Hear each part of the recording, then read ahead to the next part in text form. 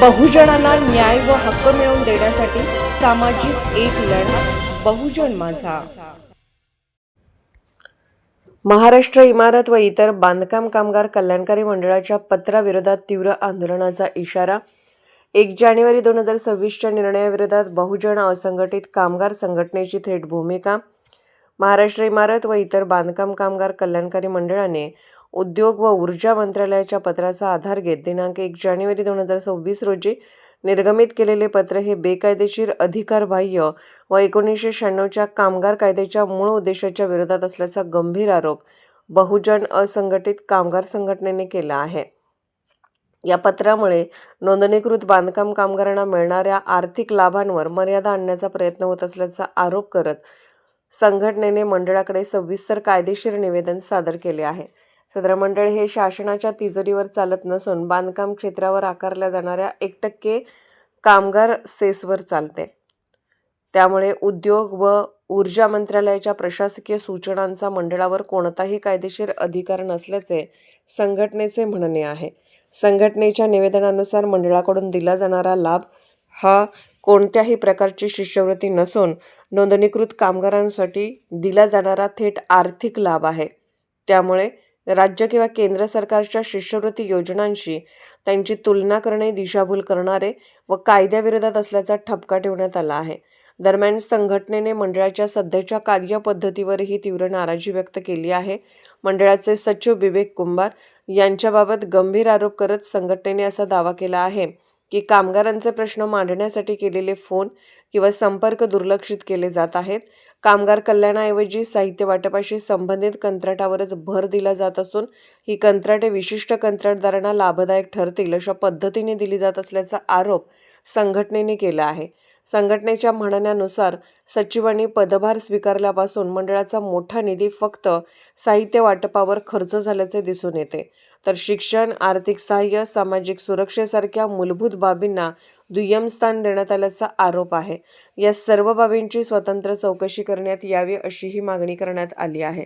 संघटनेने स्पष्ट इशारा दिला आहे की दिनांक 1 जानेवारी 2026चे पत्र तात्काळ रद्द करून कामगारांना मिळणारे आर्थिक लाभ पूर्ववत सुरू न केल्यास हा विषय न्यायालयात ग्रुप याचिकेद्वारे नेण्यात येईल। तसेच सांगली ते मुंबई यात्रा काढून मुख्यमंत्री देवेंद्र फडणवीस यांच्या वर्षा निवासस्थानासमोर हजारो कामगारांसह शांततामय ठिय्या आंदोलन करण्यात येईल। या संपूर्ण घडामोडीची माहिती मुख्यमंत्री, कामगार मंत्री, प्रधान सचिव कामगार विभाग, जिल्हाधिकारी सांगली यांना देण्यात आली असून महाराष्ट्र इमारत व इतर बांधकाम कामगार कल्याणकारी मंडळालाही माहितीसाठी प्रत देण्यात आल्याचे संघटनेने स्पष्ट केले आहे।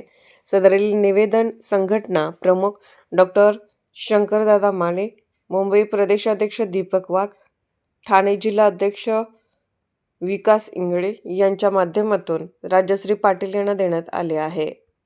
महाराष्ट्र इमारत व इतर बांधकाम कामगार कल्याणकारी मंडळाच्या माध्यमातून जे 1 जानेवारी 2026ला पत्र काढलं आहे, त्या पत्राचा आम्ही जाहीर निषेध करतोय। कारण हे पत्र आहे ते कामगारांच्या मुलांना शिक्षणापासून वंचित ठेवण्यासाठीचं एक कूटकारस्थान आहे। हे जे पत्र आहे ते पत्र गोरगरिबांच्या मुलांनी शिकावं की यांच्या तोंडाकडे बघत बसावं अशा परिस्थितीचे हे पत्र आहे। हे पत्र कामगारांना कामगारांच्या हक्कापासून आणि अधिकारापासून वंचित ठेवण्याच्या दृष्टिकोनातून केलेलं कूटकारस्थान आहे आणि ह्या पत्राचा आम्ही जाहीर निषेध करतोय। या पत्राचा थोडक्यात तुम्हाला माहिती द्यायची झाली तर महाराष्ट्र इमारत व इतर बांधकाम कामगार कल्याणकारी मंडळानं जे कामगारांच्या मुलांना आर्थिक सहाय्य दिलं जाते, कामगाराला त्याच्या मुलाला शिकवण्यासाठी अर्थसहाय्य दिलं जाते, ते अर्थसहाय्य फक्त एका शासकीय योजनेचाच लाभ घेता येत आहे अशा पद्धतीची चुकीची जो नियम आहे तो नियम काढलेला आहे। कारण हे मंडळ संयुक्त मंडळ आहे, हे मंडळ स्वतंत्र मंडळ आहे आणि हे मंडळ स्वतंत्र मंडळ असल्यामुळं या मंडळाचे जे लाभ आहेत ते लाभ शासनाशी किंवा शासनाच्या कोणत्याही योजनेशी याचा तीळ मात्र कोणता संबंध नाही। या अनुषंगाने आज आम्ही महाराष्ट्र इमारत व इतर बांधकाम कामगार कल्याणकारी मंडळाच्या मुख्यालयाला निवेदन द्यायला आलो होतो। निवेदनाला द्यायला आले असताना इथे जे कामगार मंडळाचे सचिव आहेत ते गायब होते. त्यांना फोन केला तर त्यांनी फोन रिसीव केलेला नाही. त्यांनी इथं कुठलीही पूर्व कल्पना दिलेली नाही त्यांनी कुठं जाणार आहेत, काय करणार आहेत. हा जो माणूस आहे, हा माणूस आल्यापासून या मंडळामध्ये मोठ्या प्रमाणात भ्रष्टाचार वाढलेला आहे. या मंडळाची वातांगत झालेली आहे.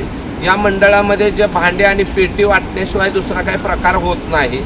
या मंडळामधल्या ज्या काही पैसा आहे त्या पैशाला एक अजगराप्रमाणे खात आहे हा माणूस. या माणसाची पहिल्यांदा या मंडळामधून बदली केली पाहिजे.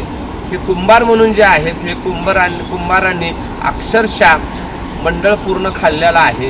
या विवेक कुंभारांनी मंडळ पूर्ण संपवलेलं आहे, मंडळाचा पैसा संपवलेला आहे. हा भ्रष्टाचारी माणूस आहे.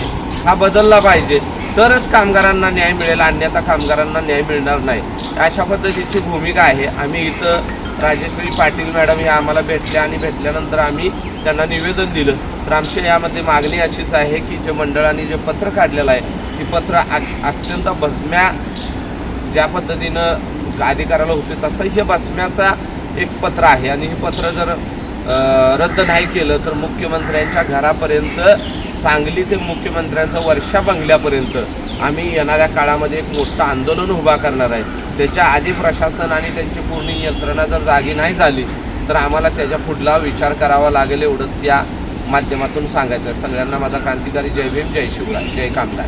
बहुजन माझा चॅनलला क्लिक करून बेल आयकॉन दाबून सबस्क्राईब करा आणि अपडेट रहा.